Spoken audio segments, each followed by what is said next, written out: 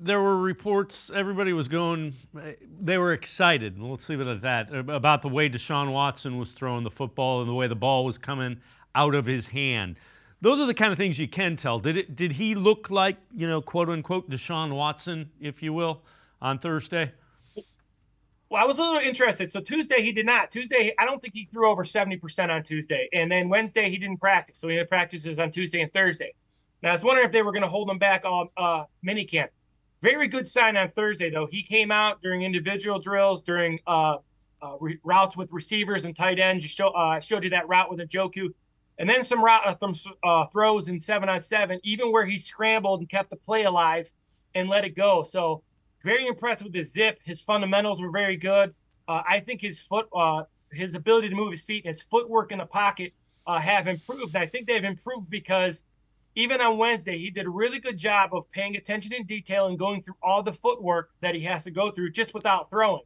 And I know people got frustrated with that, but I think that's so important. His footwork is very important in the pocket to make sure he gets those automatic completions. And then he did what he does with the improvising and running around. Then you saw him let it go. He threw a couple overthrows and things like that, but that'll come with practice. But yeah, very encouraging on Thursday that his arm is where it needs to be.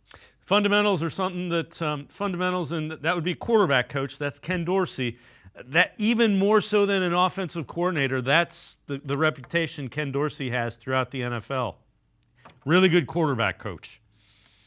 Well, yeah, and a lot of people get caught up on throwing on different platforms and doing all this kind of stuff. As a quarterback, you still got to step, you still got to step, transfer your weight, get your hips proper in the proper alignment.